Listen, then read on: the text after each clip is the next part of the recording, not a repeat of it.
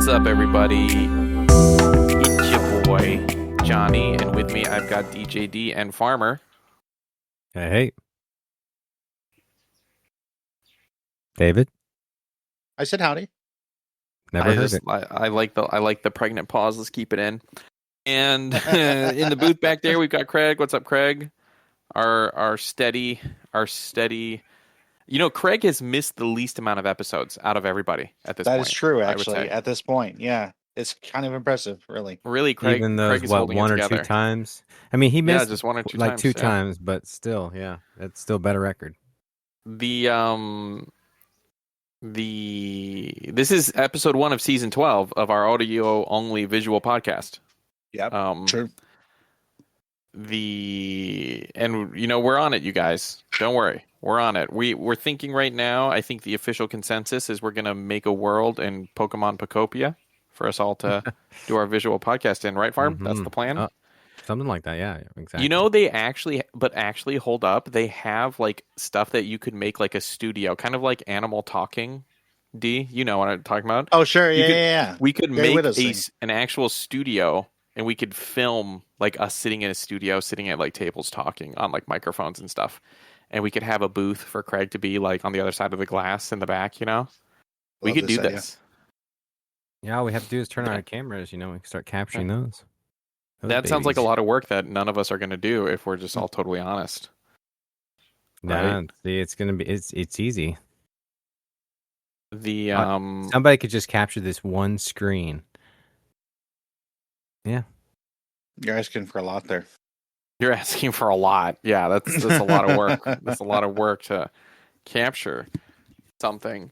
And I actually had a topic I thought would be a good thing to talk about. I don't think we talked about this last week. Which is I saw that Game Pass is going down in price. We didn't talk about it because it happened like literally right after our cast. Because that's what Microsoft loves to do. It's because they right listen after our cast. Yeah, they listen to us, right? So Game Pass went down in price from I believe $29.99 to isn't it like $22.99 or $21.99? 22, yeah.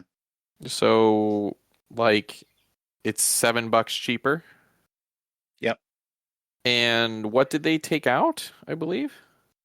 Call of Duty. They took out day one access of Call of Duty. Yeah. Just day one. A year later is basically what the plan is. About a year later. Yeah. And at this point, who's playing Call of Duty? That's like the thing, right? Like, and I'm over here like, are the Call of Duty players in the room with us? Right? Like, what? Who plays Call of Duty? There are some other interesting things that they seem to be working on that I think are really cool, potentially. One of those being that they seem to be... My camera's frozen. Great. One of the things that they seem to be doing... Nobody can see it. ...is doing a build-your-own Game Pass kind of like thing. My gosh. Where you can like choose a la carte options to make it more expensive, but that will be like included in your basically what they do with streaming services these days. Here you can get this package, especially Amazon. Amazon is so big on that. It's like, here, go get your HBO, go get your whatever, and let's add it and make this huge package. This monthly subscription that we know that you'll love. Okay, so like before we hate on this, that is kind of sweet. It is kind of sweet that you can pay for the thing that you want and have it, right? Yeah. I pay an extra $2 a month to Amazon so I don't have ads on Amazon Prime. I'm 100% okay with that. Fair. That being said, I'm okay with that because I have Amazon Prime just as a normal person already. And I'm only paying like 5,000 yen. It's like $50 a year for it. So like to me, it's like I'm paying $2 a month to not have ads on something. That's one monster, Yeah, and in turn you're actually saving your time because you're not wasting it watching those ads. My only problem with that is that they took it away, right? Because before you had an ad-free experience through Prime Video. like just naturally as an Amazon Right. Prime member, which is Right. not a cheap membership when it comes down to it. It is in Japan. It is in Japan. In the US, it is not a cheap membership. Okay. Worth it, I would say, if you buy a decent amount of stuff from Amazon, but not really all that inexpensive. So to charge an extra $3 a month kind of felt a little bit like, I don't know, a little greedy. Not like exorbitantly so, but a little bit.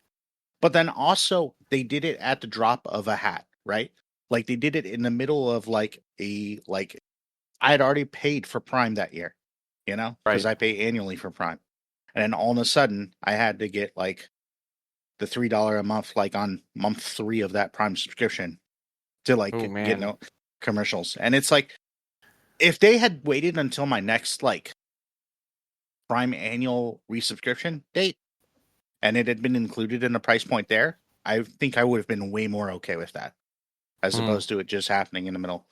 But Amazon Japan, it comes out to be 5,900 yen per year.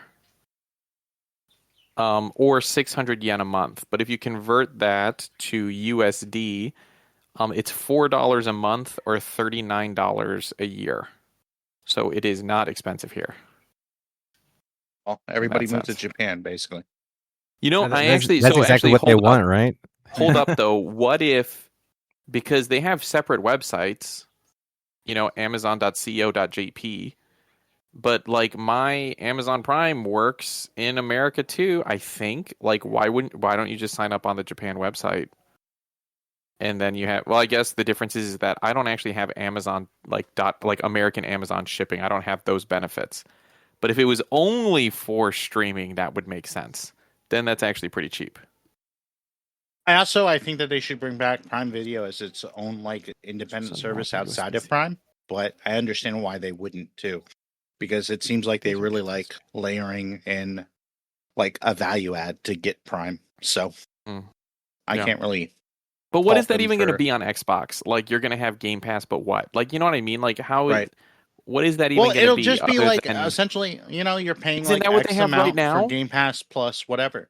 Like, isn't that what they have right now? There's like Xbox like Core or whatever it's called now, which is just online, and then there's Essential, which is not essential at all. This is that is essential. And no, there's Xbox Essential, which is like not like you have to have it, and then there's Xbox Premium, Game Pass Premium, which is not premium, and then there's Ultimate, right? And so really, it's like don't they already have this?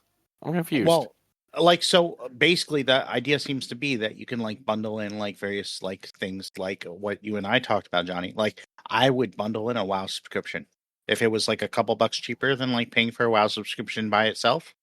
I would absolutely do that. Even if I don't really use it all that much, I would still think, hey, I'm saving a couple bucks and I have it whenever I need it. And like, also, my Game Pass Ultimate just dropped $7, so why not? My problem is that essentially what this allows is like an infinite number, or at least a ridiculous number of different Game Pass subscriptions that are all different. Like, what if they introduce like the option to like have games day one versus not, as one of those a la carte options. That will for sure be games, an option. And I mean, like, that will for sure be a thing. It's just, it sounds like it could really get messy and complicated. And what I liked most about Game Pass when it first came out, and what I still like about it to a degree now, is that it is relatively like, it makes sense, right? It's not perfect, but it makes sense. And like, that's a level of structure that I really wish that like more things had. And so like to make this more chaotic and more like, like pay what you want for what you get, I kind of get like the optioning of various things, but I do think it makes it more confusing. Yeah, it reminds me about it too. Well, I was just gonna say the thing about it too is like because of it just seems like almost like a way for them to sneak in these charges, like almost to be not up front and full value of the thing. Where if it's a few options, you know exactly what you're getting versus like umpteen dozen choices and now I don't know what I'm paying for. I just don't like that whole mentality. Sure. Like, I mean, like, like get like double the amount of like rewards points or whatever, like could be like one of the things like for, and it's like, wait a second, like now you have to calculate how many rewards points you get, like to figure out like whether like, like you get enough to like for that to even be worth it, or, there's a lot of sneaky stuff that they could potentially do with it. What it kind of reminds me of though of is the pre-order situation with like certain games, where certain games have like 10 different like pre-order options, Yeah. and it gets really, really messy when you're looking at like a flow chart of like, okay, when can you play this game? When do you get early access? Like what additional content comes with it? Like, I mean, like the fact that like you're overcomplicating something that doesn't need to be overcomplicated, I think is kind of like inherently kind of potentially like putting a limit on the success of it. But I mean, I don't know. That like, being said, I was about to complain about something, but now that I think about it, this is probably would be an option on like an a la carte Game Pass thing. Do you remember in the good old days of Xbox Live Gold? Does anyone remember how much that cost? $50 a year. $50 a year. Yeah, sounds about right. And you didn't, well, and I'm even thinking like in the 360 days, and you did not get anything. You got internet access, right? Yeah, you get to play multiplayer, and then everything else was, if you wanted to play the DLC and maps that people had, you just for the paid for games it. that you had to still pay for it. It was just an additional thing. Which and that was kind of PlayStation's, whole thing. Oh, we don't have to pay for anything over here, but then you get hacked over there too. So there's that. But on the other side, then in the Xbox One era, they started introducing like a couple of free games a month or whatever, right? Right. And they were usually like smaller, like, former Xbox arcade type titles that you could get for free. And those started to get, more. But like along with one of the things that's really hard, and I get where companies are coming from because they want more money. So like, what can we bundle in to make this worth more money? I'm not really a Game Pass user, right? I'm not playing a ton of Game Pass games. What I want is just online access to play online with people. Can I get, like, are they going to introduce a plan that, like, I doubt they would do $50 a year again? They might, what though. Is it? Like, that would get me on board to be like, oh yeah, like, hey, like, I could just get back to that. Or maybe one or two other, you know what I mean? Like, that sounds like nice to me, actually. Like, hey, I would happily pay $50 a year to have online access and then just pay for stuff that I want. Or like it being like even like $5 to like $7 a month or whatever, like, and like comes out to like 60 to like 100 or give or take, like, I mean, like that's not an insane like early like low price point for people to get in, and then like like at least have the online access, which I say that, but also I would hope that fee goes away entirely when they introduce their next console, because their next console is also PC, right?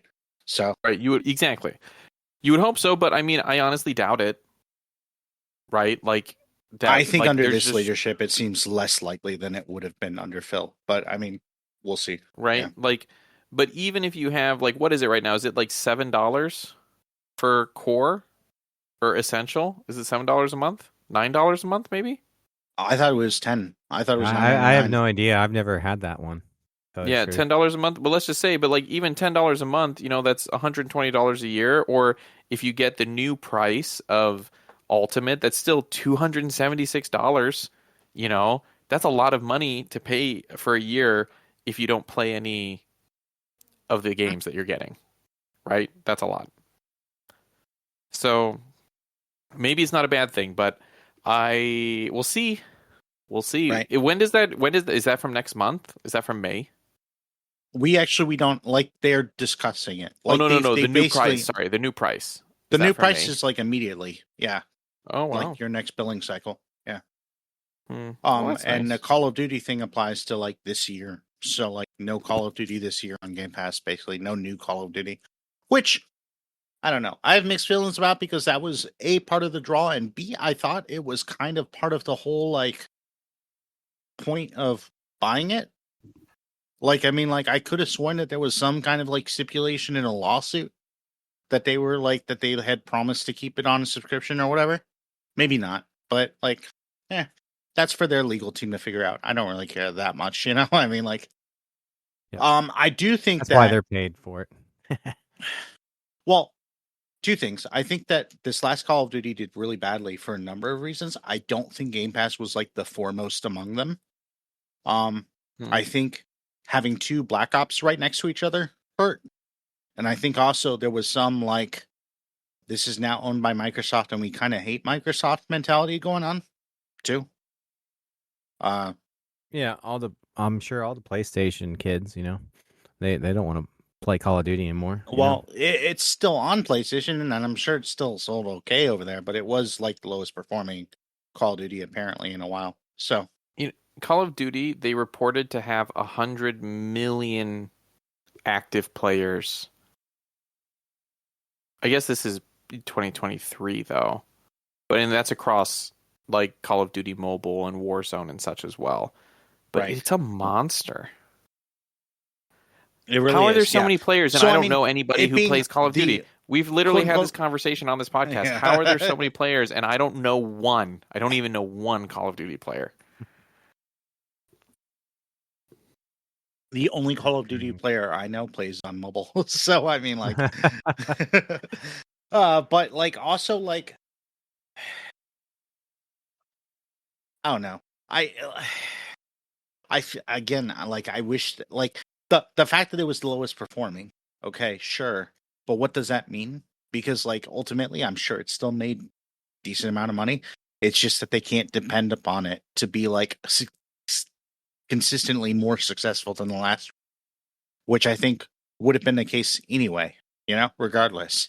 I think we're kind of out of that, like, post-COVID trend of, like, everything going upwards. Yeah. So, I mean, like,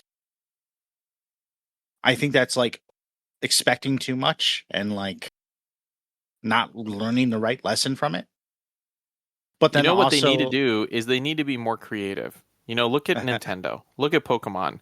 How about the next Call of Duty game is the Call of Duty where you go back home and you build your homestead, and it's a Call of Duty cozy game, right? And you're farming and you're living your life, and then somebody maybe like there are random raids, so you got to keep your gun close by, you know, and be able to fight it. Come on. That actually sounds like a cool game. That sounds fun. Yeah. Okay. Come on, farm. Come on. I'm not buying this.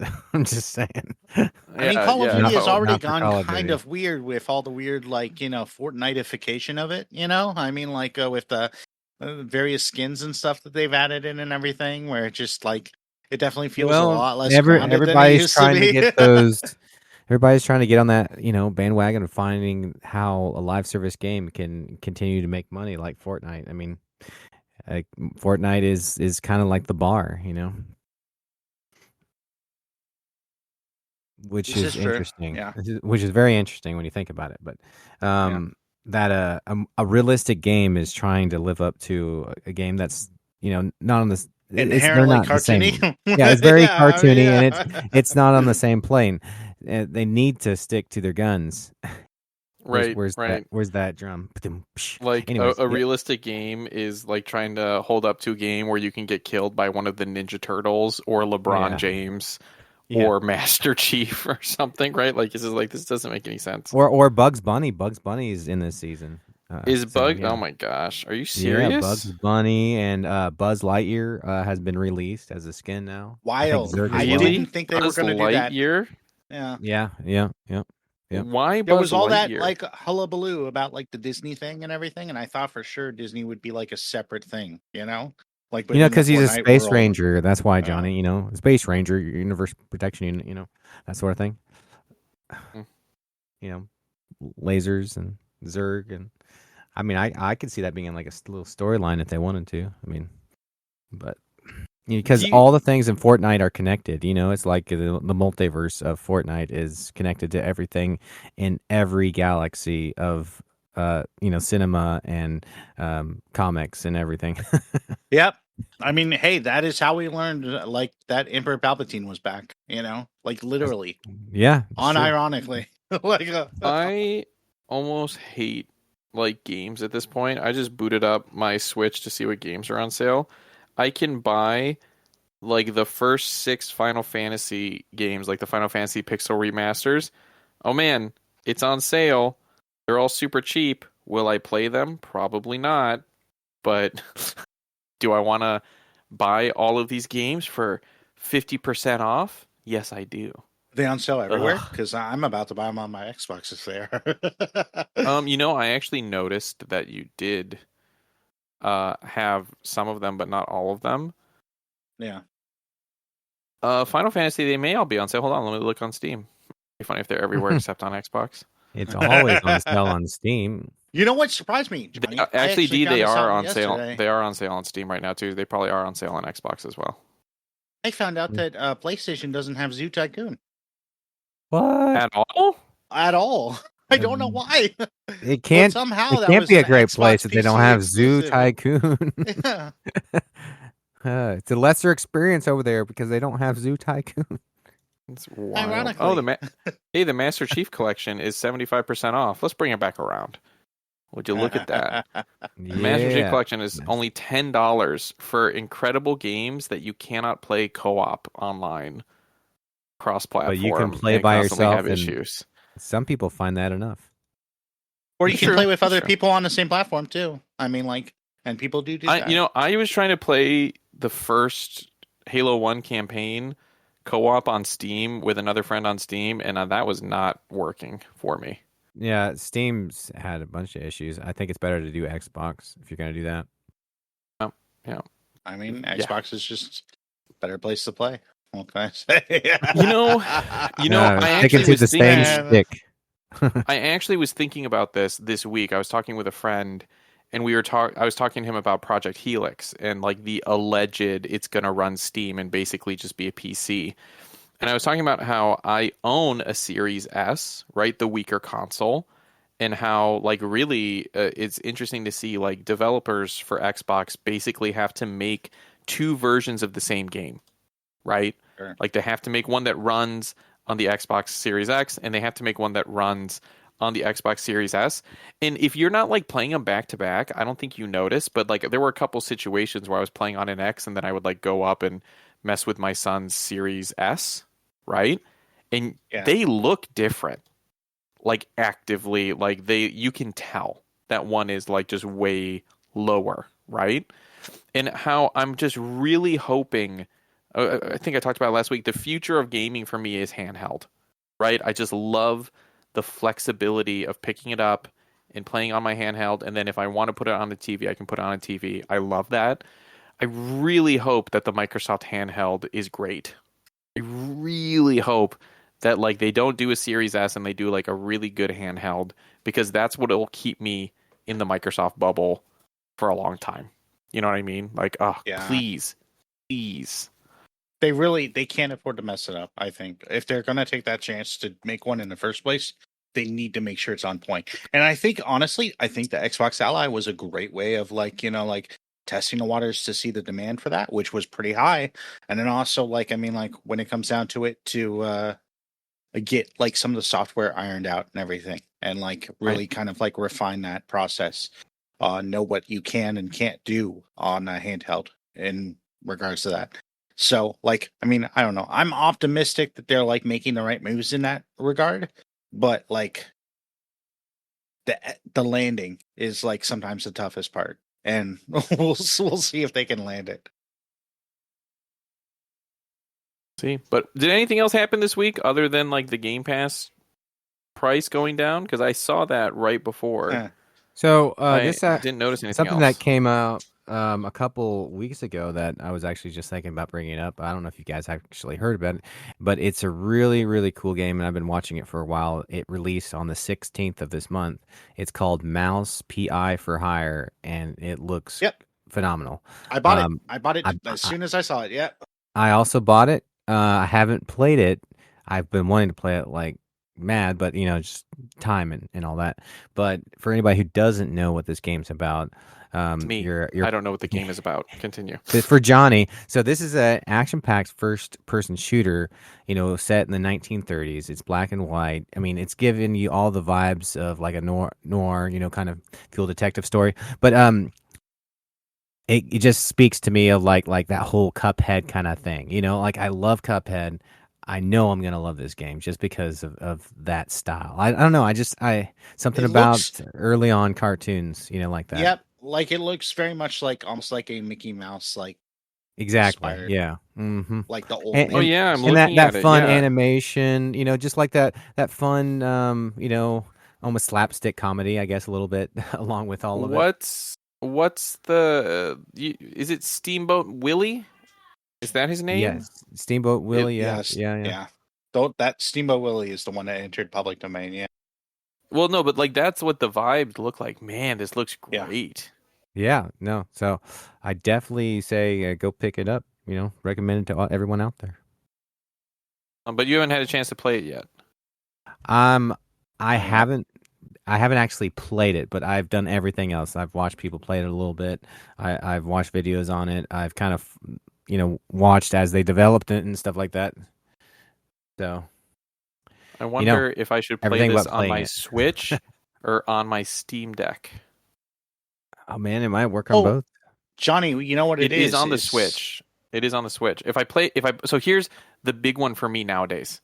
Even if it runs better on the Steam Deck, but if I get it on the Switch, I can lend it to my son to try to play because of the family sharing stuff. Yeah. Right. Which is then if he wants to play it, I don't have to buy a whole second copy. Even if it's digital, I can lend it to him and he can play it. Which I feel like that's a niche parenting another gamer thing. Of like, maybe I'm going to add this to my wish list. Yeah, but I mean, catering to your needs, as where you're at in life is a big part of gaming. I feel like people the developers and companies need to think about that more. They just can't be the young crowd.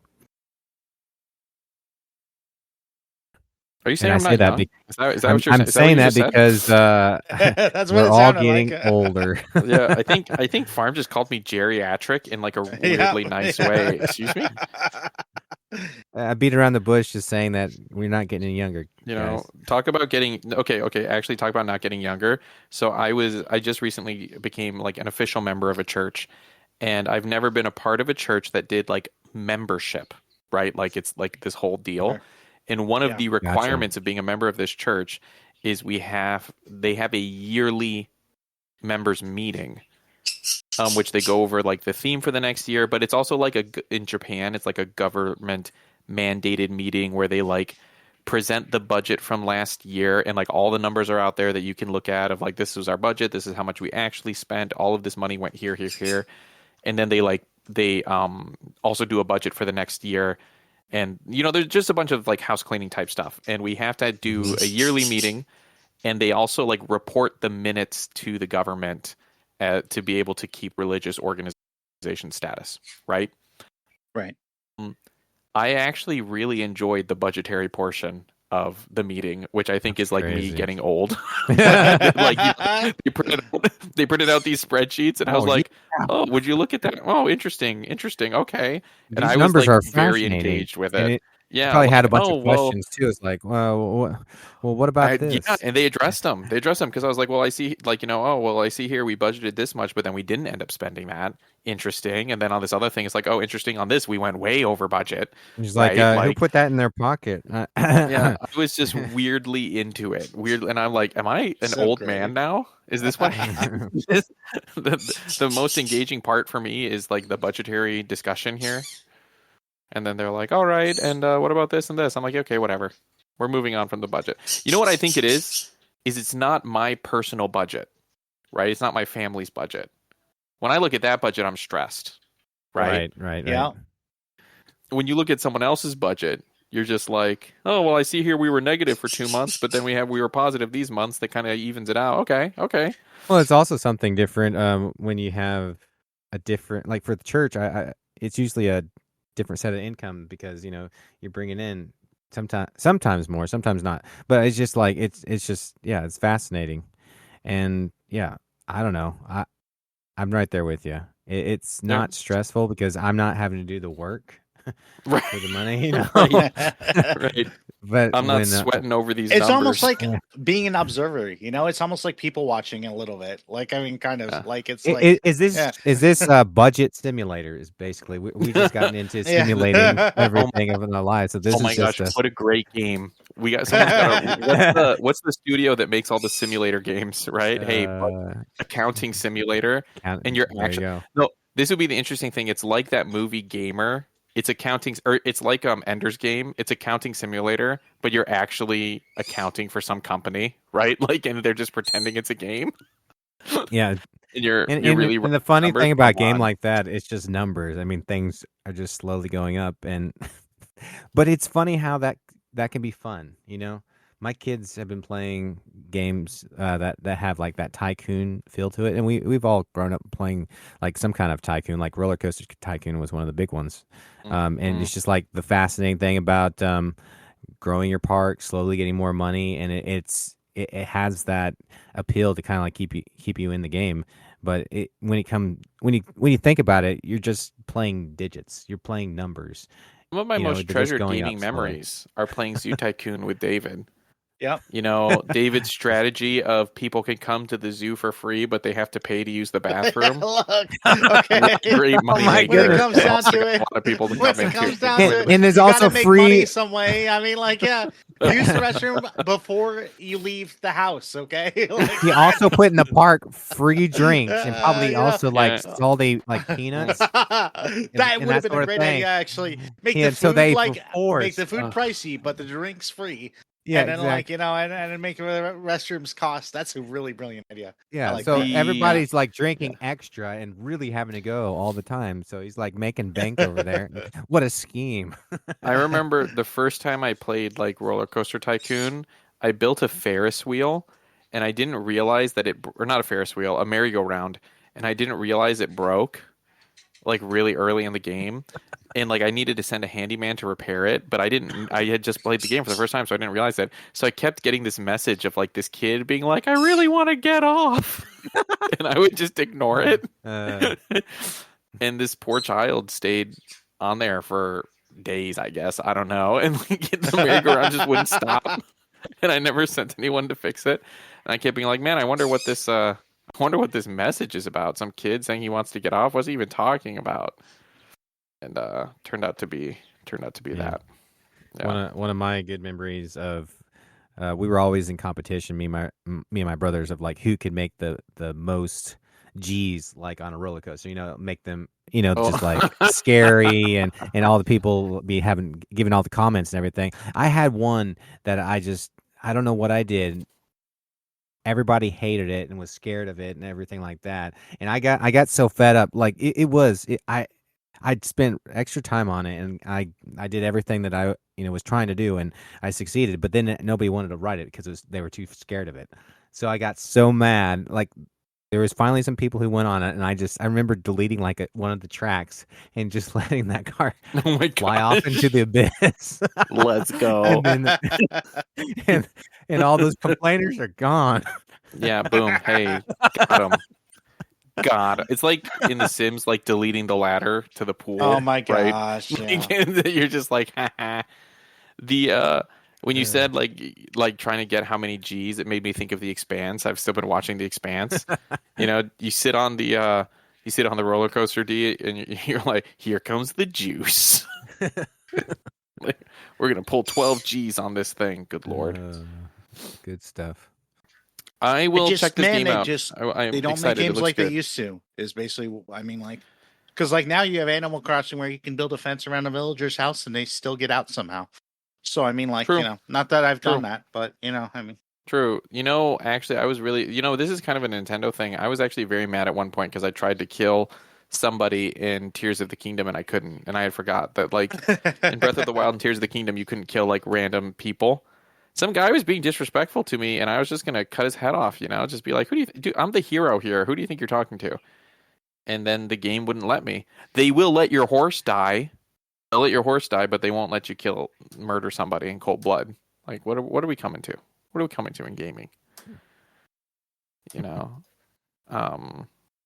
But yeah, hey, I will check this game out, Farm. I looked at it. I need to decide what I want to pick it up. Well, I'll put it on my list for now. I don't know that I'll pick I'm it up quite super yet. excited to get through that game. But it's one of those games that, just like Cuphead. You got to follow those games, and I'm just like so excited that it's out. But crazy that I haven't played it yet. But that's all the things in life. I wasn't planning on the whole floor thing. Oh yeah, you want to give an update to our listeners? How's your floor? How's your Oh floor yeah, going? yeah. So we're in the. I had someone message me and tell me that was their favorite part of the podcast. By the way, yeah, that's awesome. And here we are on week 2 with building back your floor with Farmer, and in this episode, oh my gosh. So we're in the final phase of putting in the linoleum. So I mean, pretty much all I got to do is put some Luan down, which is like a 1/4-inch piece of wood. I put that down. I get some glue on it. I cut out the linoleum, and we're pretty much square. We're back. We're back to where we were a couple weeks, except better.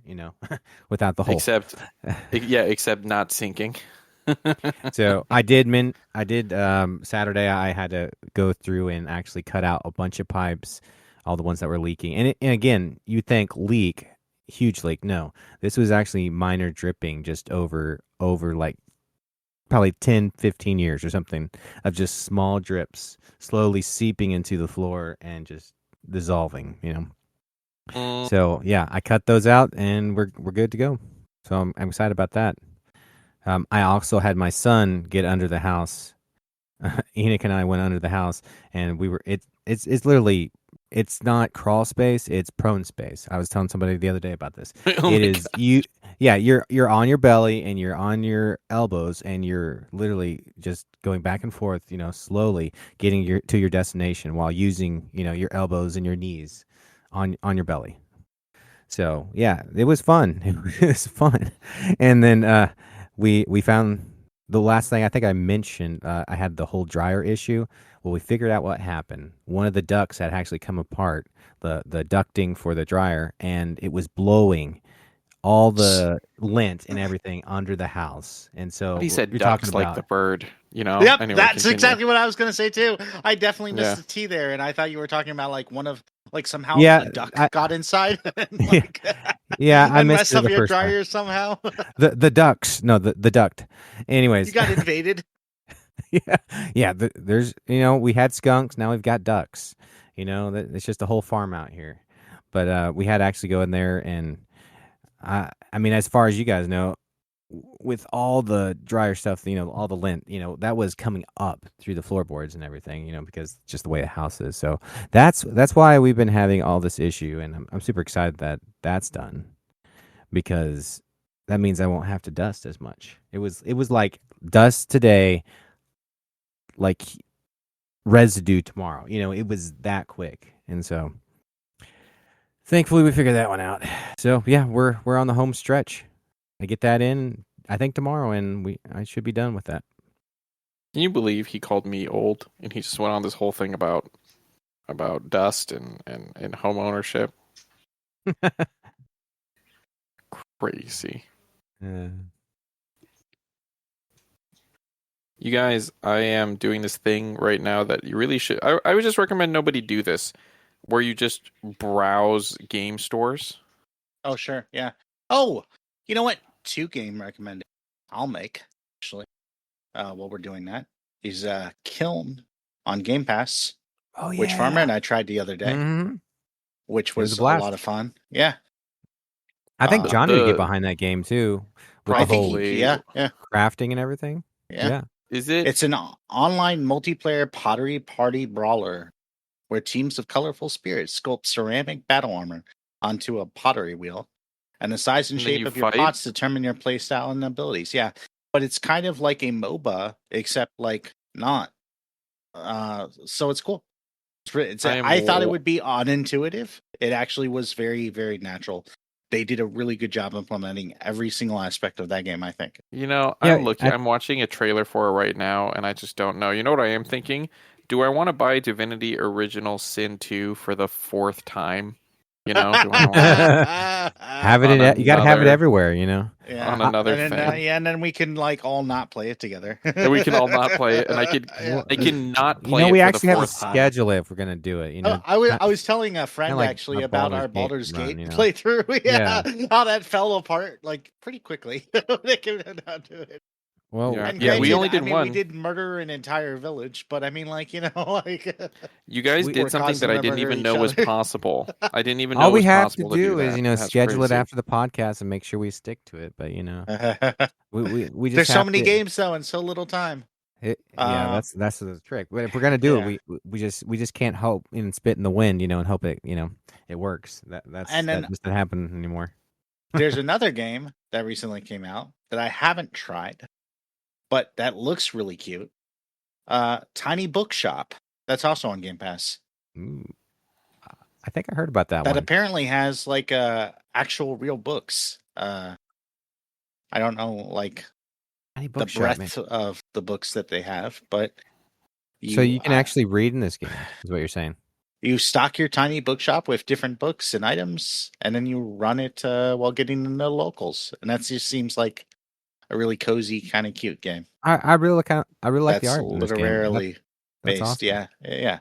No, tiny looks great. Bookshop. I see it right here. I'll put on my. You said this is also on Game Pass? Yep, it is on Game Pass. But you can wish list if you don't have Game Pass. You can put on your wish list on Steam. I will wish list it on Steam. Is this multiplayer or is this single player, D? I think that one's single player. I'm pretty sure. Huh.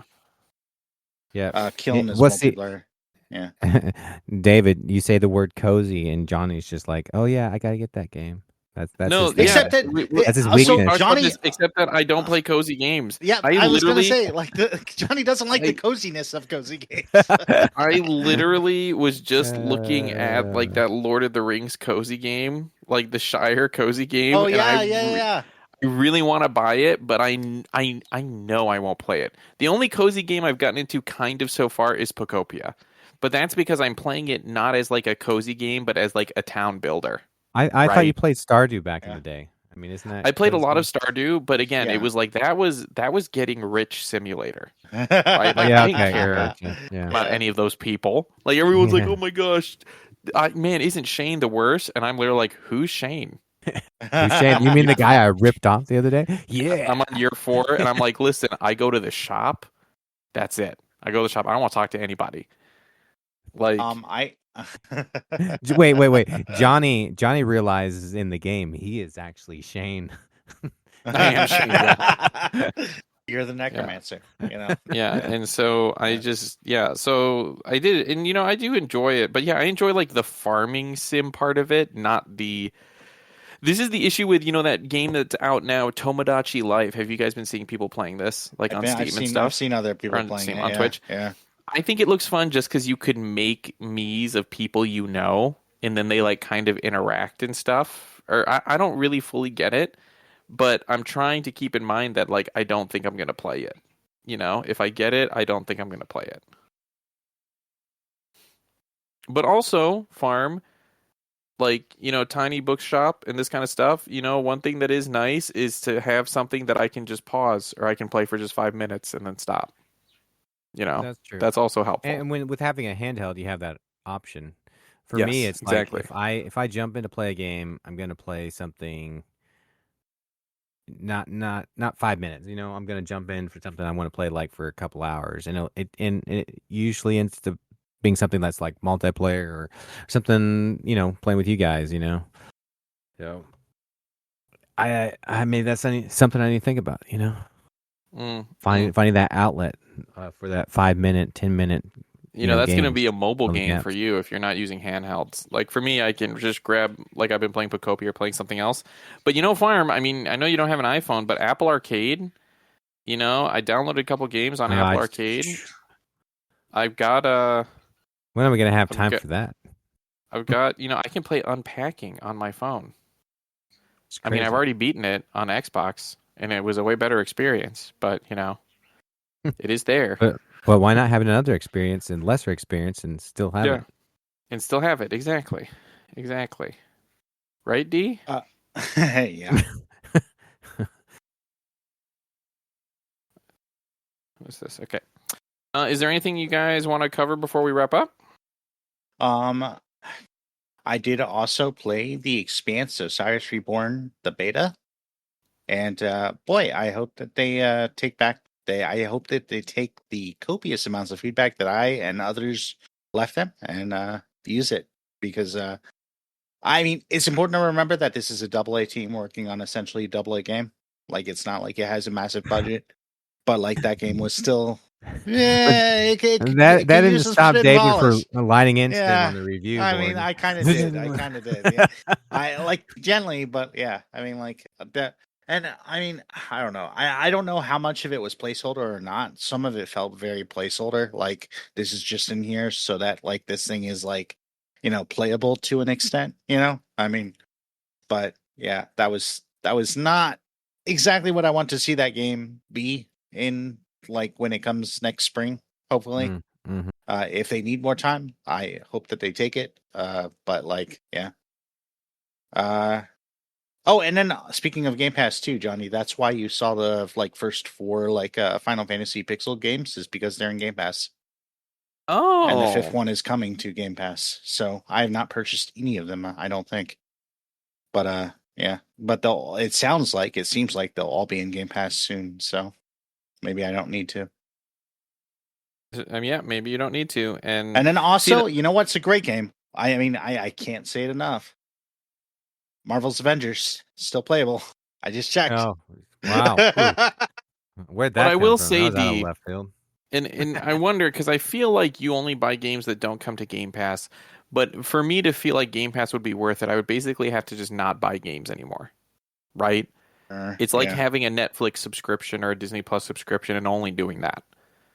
And maybe with like this a la carte version, maybe I'll feel differently because I'll have the things that I want from it. I mean, I guess in the end, it would just be that it needs to be decently priced, right? Like, because on one hand, like there's like so it could be cheaper because you can take out stuff, but then in theory, you could also have like an $100 Game Pass bill, right? Because like, why wouldn't they if you want to add everything? Or is there going to be like a max that like the ultimate includes everything, which is just going to be $20? You know what I mean? But in my experience, it wouldn't be that, right? Like they would be like, no, you can just, it's like, buying a computer. You can just keep adding stuff to it until like the price is just so crazy. They're like, man, if you pay an extra $500, we'll send a Microsoft employee to download all of your games for you. His name is David. I wish I could get that job. I would apply for that job in a second, I'll tell you. Yeah. But I mean, yeah. Oh, and Xbox did do a new treatment of their logo. People are calling it new logo, but it's really that is just, one thing. I actually really like the new logo. Yeah, like it looks really cool. Not really necessarily new, but it's like the fresh up. Like refreshing, like kind of call back to the old. I mean, it's got like the green, it's got a nice shadow element to it. Like, I mean, like it looks pretty sweet. It's a really good treatment. Yeah, this is the things to come. I'm on board. I mean, just with the logo, if they keep on doing shit like this. Well, and you know what? For all of my gripes about like changing too much too fast or whatever, and like all these little changes, like what about long-term vision, all that jazz. I think people being excited about Xbox again is really cool. And I think, you know what? Like, I mean, like when it comes down to it, consumer sentiment does matter a lot. And so, I mean, like, if I'm wrong about the rest, or even if that's kind of the cost of the rest right now, I think that's okay as long as they can, like, kind of like capitalize on the momentum that they're building, right? And like that, but that would be the biggest thing, is like not letting this momentum just waste away, But so like, as far as the new Xbox logo is concerned, I am really torn on this, you guys. Because on one hand, I liked the old logo. I personally like a minimalist aesthetic. Sure. And so the old logo, it looks very clean. The white on green, no shape, the Xbox logo and then Xbox under it. On a green background, it's got the Xbox green. I like it. Sure. Right? Just it matches when you turn on a controller, it looks the same. When you push a button on both of the Xbox consoles. It looks, it's very nice branding. I think it looks very good. That being said, I do like this new logo a lot, but it's not minimalist. It's not a minimalist logo, right? In the sense of like there's shadow to it. Does that make sense? I don't know that minimalist is the right word, but it's not a flat image. Well, this is like there's shadow to it, and it's a throwback to that like original Xbox green. Yeah, it is. Yeah, there's like a little glow to it with a little bit of like I don't know, high gloss, something about it. There's a little glow. There's like a light coming up from the bottom, and then it has the shadow underneath. Mm-hmm. I really like it, but again, like the torn thing is like I also really love like the super clean logo that you can really easily just put the Xbox stamp on it. This new logo, you're not going to be able to do that. Well, and again, this is a treatment of the like older logo, right? Of the logo, yes. Yeah. So like, I'm torn on it because I like it. I like it more than the Xbox 360 logo. Sure. Yeah. Throw that out there. Like that version. Yeah. I like this more than that version. Yeah. See, my 2005 was like peak. I don't know. That's just me. I like that one, and I like the new one they've come out with. I'm not a big fan of the very previous one to this one, where it's just like black. The black and the white. Basically look. It's just too plain. It's too plain. And it doesn't have that green to it. I want the green. Yeah. But again, that was also just another version of like the new with the X being like curvature, like across the actual like ball and everything. Like and I don't mind the angles that they were using. Logo technically, they're just like different ways of displaying it. Yeah. But they just seem like they were going more and more like minimalist, almost like very black and. I don't know. It just was the black and white just didn't necessarily. They weren't trying as hard. I mean, like it felt like it felt like something you could easily stamp something. Yeah, I feel like a kid can come up with that one just because it was so generic, but that's just me throwing out some heat. I don't know. I don't know. I like it. I guess, but I like Phil on you. I like the white on green. I like that one specifically. Yeah, the white on green. I like the white on green one a lot. I do like this new one quite a bit too. Like you gotta have the other one I like too. It has to be green. The other thing I like too was the white with like the green shadow. I think that was enough green to kind of like give it like some depth and like some color. But because I do also like a logo that you can make and put it on like a transparent background. Right, and it's really hard to do that if you have a colored background, So yeah, and then like the logo, if like part of the logo is like this shadow, how do you incorporate that into other stuff? Yeah, so but I do like it, but like I also I don't know, hey, you know what?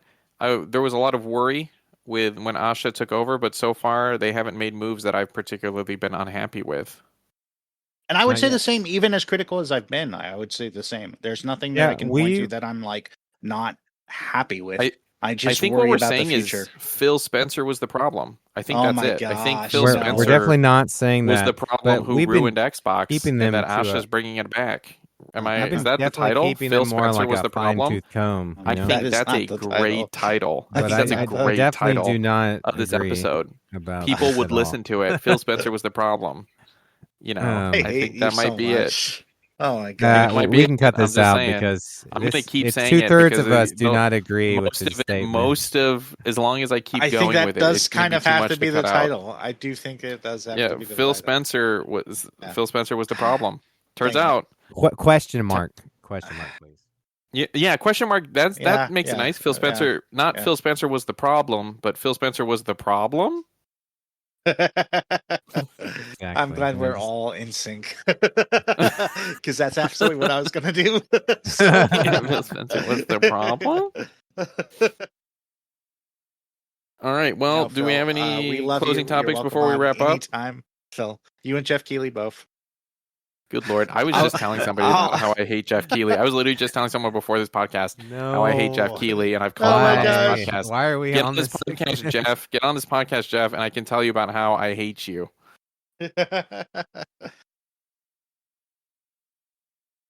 All right. Well, on that note, he won't make it. He won't make it that week, and it'll just be me and Dave, guaranteed. Yeah. And we'll say all the. Good It'll things. just be me, Phil, and Jeff. That's what it'll be. I won't be here either. But on that note, make sure you guys like and subscribe, and make sure to come back next week as we can find out again what happens to Farmer's Floor. Yeah. And back to construction. And be prepared to not see us yet again. Yeah, and be prepared for another audio-only visual podcast. All right, bye.